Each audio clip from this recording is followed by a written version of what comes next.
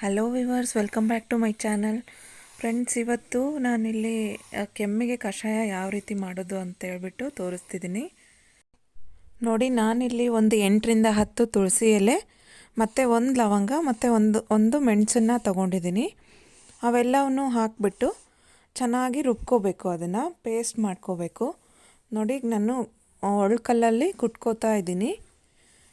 ಮೆಣಸು ಲವಂಗ ಹಾಕೋದ್ರಿಂದ ಮಕ್ಕಳಿಗೆ ಕಫ ಆಗಬಾರ್ದು ಅಂತ, ಅಥವಾ ಕಫ ಆಗಿದ್ರೂ ಕೂಡ ಹೋಗುತ್ತೆ ಫ್ರೆಂಡ್ಸ್. ನಾವು ಮನೆಯಲ್ಲೇ ಕಷಾಯ ಮಾಡಿ ಕೊಡೋದ್ರಿಂದ ಅವರಿಗೂ ಆರೋಗ್ಯಕ್ಕೆ ಒಳ್ಳೆಯದು. ಪದೇ ಪದೇ ಸಿರಪ್ಗಳನ್ನ ಯೂಸ್ ಮಾಡೋ ಬದಲು ಈ ರೀತಿ ಟ್ರೈ ಮಾಡ್ಬೋದು. ನೋಡಿ, ಇದನ್ನ ನುಣ್ಣಗೆ ರುಬ್ಕೋಬೇಕು, ಪೂರ್ತಿ ಪೇಸ್ಟ್ ಆಗಬೇಕು ಫ್ರೆಂಡ್ಸ್. ಅದು ನುಣ್ಣಗೆ ರುಬ್ಕೊಂಡ್ಬಿಟ್ಟು ಅದು ರಸ ತೆಗೆದು ಹಾಕೋದ್ರಿಂದ ತುಂಬಾ ಒಳ್ಳೆಯದು. ಮತ್ತು ಒಂದು 3-4 ದಿನಗಳಲ್ಲಿ ಕೆಮ್ಮು ವಾಸಿಯಾಗುತ್ತೆ. ನಾನು ನನ್ನ ಮಗಳಿಗೆ ಯಾವಾಗಲೂ ಕೆಮ್ಮಾದಾಗ ಇದನ್ನೇ ಯೂಸ್ ಮಾಡೋದು. ನೋಡಿ, ನುಣ್ಣಗೆ ರುಬ್ಕೊಂಡ್ಬಿಟ್ಟು ಅದನ್ನ ನೀಟಾಗಿ ಹಿಂಡ್ಕೊತಿದ್ದೀನಿ.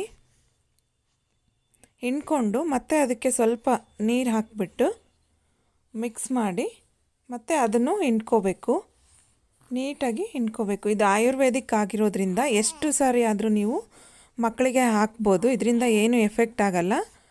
ಫ್ರೆಂಡ್ಸ್, ನಿಮ್ಮ ಮನೇಲೂ ಯಾರಿಗಾದರೂ ಕೆಮ್ಮಾಗಿದ್ರೆ ದಯವಿಟ್ಟು ಇದು ಒಂದು ಔಷಧಿನ ಟ್ರೈ ಮಾಡಿ.